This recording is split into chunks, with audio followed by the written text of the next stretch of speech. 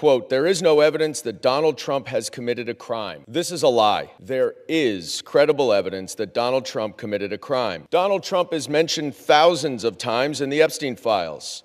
There are multiple allegations that he sexually assaulted young girls. But I want to focus on one victim's allegations that the FBI unquestionably found to be credible.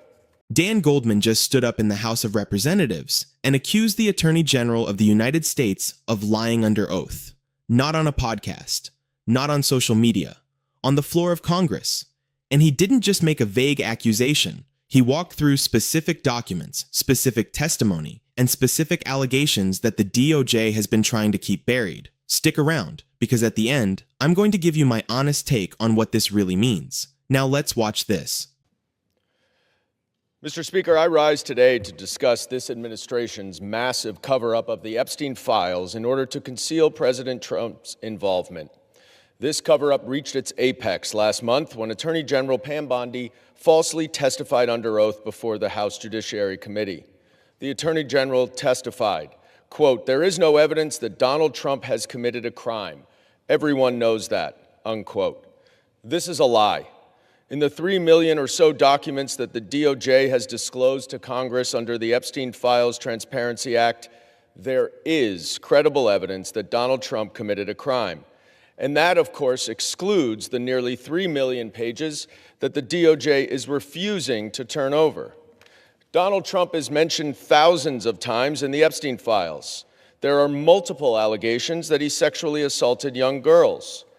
But I want to focus on one victim's allegations that the FBI unquestionably found to be credible.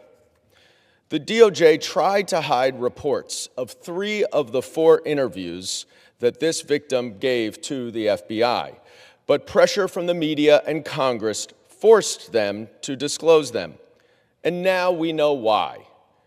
She credibly accuses Donald Trump of sexually assaulting her when she was between 13 and 15.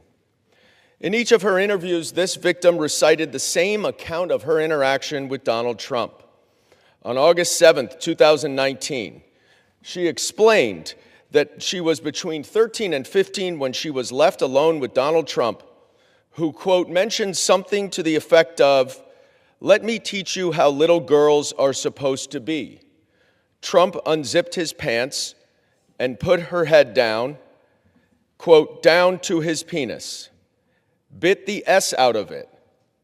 Trump struck the victim and said words to the effect of, get this little B the hell out of here. The victim advised that she bit Trump's penis because he disgusted her.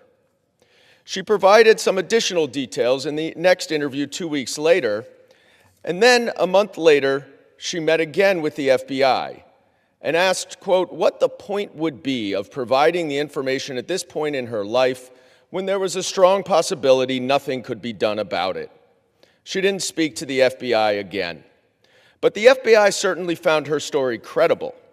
In a 21-page PowerPoint presentation that the FBI made to prosecutors, they included this victim's testimony. They would not have done so if they did not find the evidence credible, which means that Attorney General Bondi lied when she stated under oath that there is no evidence that Donald Trump committed a crime.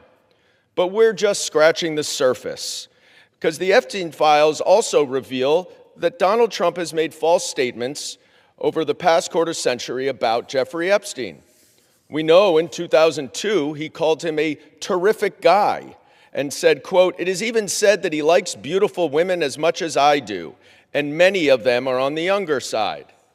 In a birthday card, 2003, that Donald Trump gave to Jeffrey Epstein for his 50th birthday, Donald wrote for himself that we have certain things in common, Jeffrey. Enigmas never aged. Have you noticed that? A pal is a wonderful thing. Happy birthday. And may every day be another wonderful secret. But in that same year, Palm Beach County opened an investigation into Epstein that eventually was turned over to the FBI. The investigation became public in 2006, and the Palm Beach County police chief received a call quickly after from Donald Trump, where Trump told him, "Thank goodness you're stopping him. Everyone has known he's been doing this." What innocent person calls the police chief about an investigation upon just learning about it? The recent documents also show that Jeffrey Epstein emailed Ghislaine Maxwell and said, quote, "I want you to realize that the dog that hasn't barked is Trump. Redacted victim spent hours at my house with him. He has never once been mentioned." Trump also denied that he ever went on Epstein's plane. But of course, the Southern District of New York said that he was on his plane 8 times, often with young women. The reason why this matters is because we don't have half of the Epstein files. And if the Attorney General is covering this up in such a degree that she is redacting things from Congress, that she then, redacting things from the public that she then shows to Congress, what else is she covering up?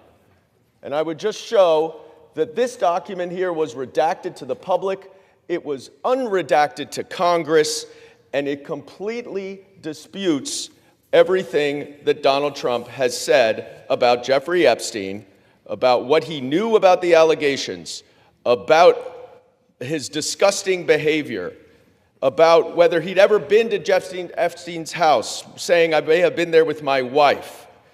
Asked if any young girls were there. No. He may have had children of guests, but that's it. Well, we know that's not the case. Now, why is this important? Because if the Attorney General is covering up this information that she then reveals to Congress, what else is she covering up about Donald Trump's involvement in the Epstein files? I yield back. Members are reminded to refrain, again, from engaging in All right. If you just watched that and felt like the room should have erupted, you're not alone. Let's be clear about what just happened, because it's easy to get lost in the details and miss the actual weight of this. A member of Congress just said on the record that the Attorney General of the United States lied under oath to protect the president. That's not a partisan talking point. That is an accusation of perjury against the top law enforcement officer in the country. Pam Bondi stood in front of the House Judiciary Committee and said there is no evidence Donald Trump committed a crime. She said it with confidence. She said it under oath. And Goldman is standing there with documents saying the exact opposite is true. Now let's talk about why the documents matter. We're not talking about rumors or anonymous sources. We're talking about actual FBI interview reports. A 21-page PowerPoint that the FBI built specifically for prosecutors. And that last part is important. You don't build a formal presentation for federal prosecutors based on a story you don't believe. That's not how it works. That document existing at all tells you the FBI found the evidence credible. And if the FBI found it credible, then Bondi's statement under oath falls apart completely. The victim gave the same account across multiple interviews. That consistency is exactly what investigators look for. And then she stopped cooperating, not because she changed her story, but because she told the FBI she didn't believe anything would ever be done about it. She didn't think the system would protect her. And looking at how this has unfolded, it's hard to argue she was wrong. Now here's the part that gets buried under everything else. Goldman walked through years of Trump's own public statements about Epstein, and they don't hold up. In 2002, Trump called him a terrific guy. He made a public comment about Epstein liking beautiful women on the younger side. Then in 2003,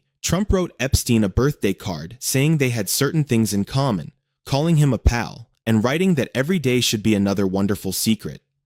That same year, Palm Beach County opened a criminal investigation into Epstein, so Trump is sending warm notes about wonderful secrets to a man being criminally investigated for abusing children. And then when that investigation goes public in 2006, Trump calls the police chief and says, "Thank goodness you're stopping him. Everyone has known he's been doing this." If everyone knew, and Trump is saying he knew, then what exactly were those wonderful secrets? What did they have in common? Those questions don't have innocent answers. And then there's the email Epstein sent to Ghislaine Maxwell, pointing out that Trump is the dog that hasn't barked. Epstein is noting that a victim spent hours at his house with Trump, and Trump's name has never come up in connection with her. He's tracking it. He's flagging it to Maxwell like it's something worth keeping an eye on. That's not the behavior of someone with nothing to hide. Add to that the fact that the Southern District of New York found Trump was on Epstein's plane 8 times, often with young women present, despite Trump saying he never flew on it. So you've got contradicted public statements, a birthday card written while Epstein was under investigation, an email from Epstein to Maxwell flagging Trump specifically, FBI interview reports the DOJ tried to hide, and an attorney general saying under oath there's nothing there. And we still don't have half the files. Nearly 3 million pages are still being withheld. That's not transparency. That's the appearance of transparency while the real story stays buried. I appreciate you for watching. Make sure to check out this one.